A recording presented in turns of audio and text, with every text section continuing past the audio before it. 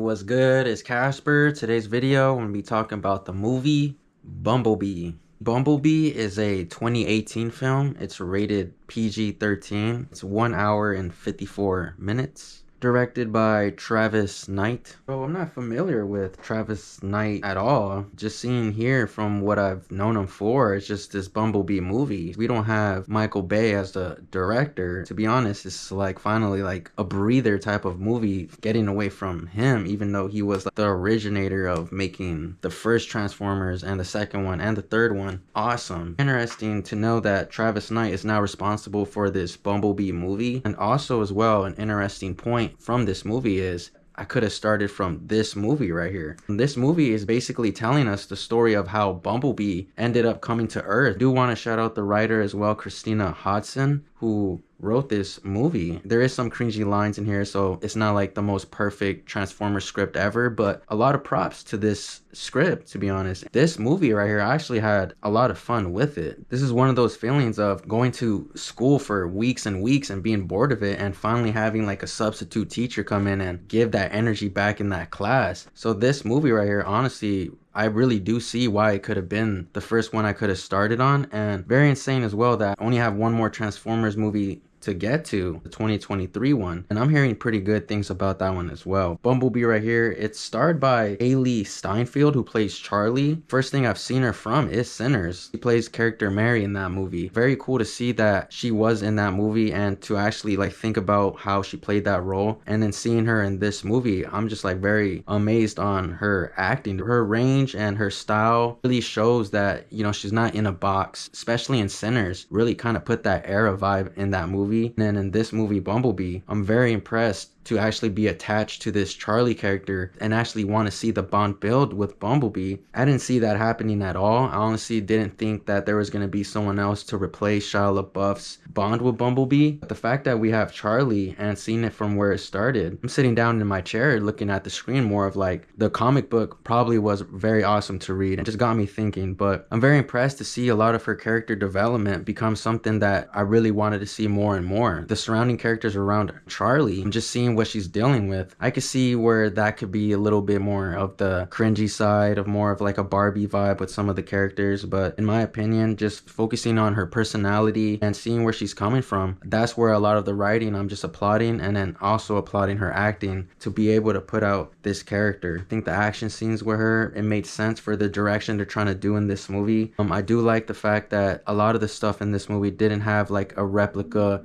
Michael Bay vibe or something that you will see from other Transformer movies. Charlie's character actually was a huge emphasis in this movie, and good job on choosing her. And honestly, I really like how they told the story with Charlie and Bumblebee together in this movie. I really like the building moments with Bumblebee and the one-on-one moments where they're in the garage. I thought a lot of the stuff in there was just very amusing and fun to see. Her screen time isn't going to be a bother at all, and when she deals with new characters joining this crazy mission, you welcome it, and honestly it's a good welcoming to have, because on the good side of this movie, a lot of the people in here is actually adding to this fun ride that this movie is bringing. Funny characters in that family, especially the little brother Otis. The dad was pretty funny and the mom did a good job as well. But I'm just saying, like, overall, when you're seeing Charlie act with the family, acting with Bumblebee or her friend Memo that comes along in the picture, and even John Cena out of nowhere with Agent Burns, she does a good job on just really distinguishing that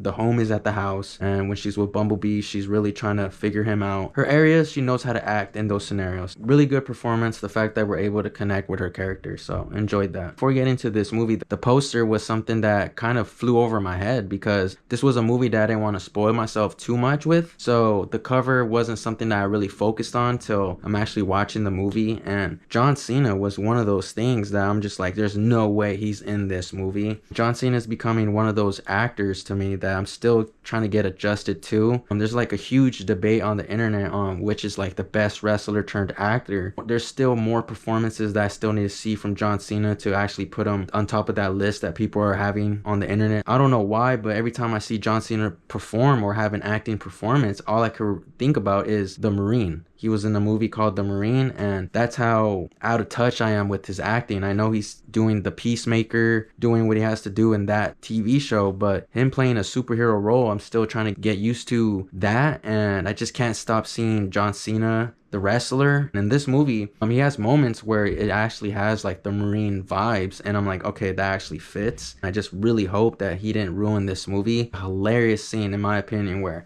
Agent Burns pulls up, and in this scene right here, Charlie and Memo are in this garage with Bumblebee. It's very hilarious how John Cena's pulling up, because it was just like the John Cena wrestler type of thing he would do. That moment just reminded me of the wrestler vibe. Towards the end of the movie, placement of the action scenes, the final battle, that's what makes John Cena kind of shine. But I still need to get adjusted to his acting. John Cena didn't ruin this movie, thank goodness, because they did a good job on actually explaining the Bumblebee story. This movie really got you close to Bumblebee in general. Especially the other movies, they do a great job, but this movie was definitely the shining star. Bumblebee on screen the full time, which I enjoyed. Hey, there was the young version Agent Simmons in this movie. If I'm not mistaken, that was the young version of him. So Bumblebee in this movie really showed his kid, younger self. And the other ones, he does have like that younger Autobots vibe. But this one, he just felt like a baby, felt like a child. And every time he was getting like hit and beat up, you really felt that. And Bumblebee in this movie was just straight awesome. Even him being a Volkswagen car, I thought that was really cool. This is definitely where you would want to watch this movie and start from the other Transformers, because how it ends, you can definitely see that he's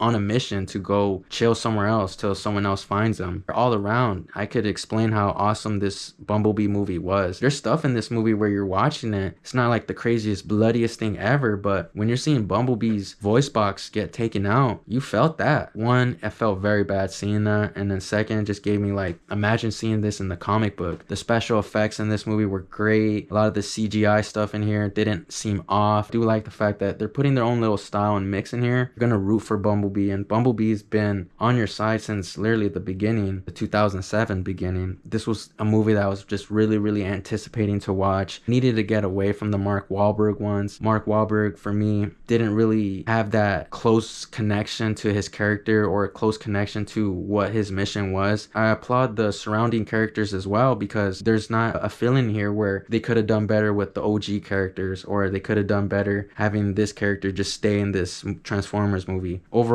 you're getting the OG feel, you're getting that Transformer vibe that you absolutely want to sit there and watch. Bumblebee dealing with the Decepticons, I thought that was a really good battle, good versus evil battle. It did take its time, and not a lot of randomness just showed up on the evil side. Really good, well told pacing story. Like, everything while you're watching it made sense. One thing I do appreciate is this movie didn't make it obvious or have an empty feeling of Optimus Prime not being involved. The other two movies, I would say, especially with the Mark Wahlberg ones, I don't know if it was the last one I saw, but with the last Optimus Prime in that one was just more of like, could we have him on the screen to save this movie? When Optimus Prime does have his screen time in this movie, you don't have a feeling where we want Optimus Prime a lot more. Bumblebee is doing a great job on just literally being the star. After my watching the movie Bumblebee out of 10, I'm gonna have to give this movie a 9 out of 10. So that's my movie review for the movie Bumblebee. Shout out to you guys for tuning into the video. Thank you guys for watching, and we'll see you guys on the next one.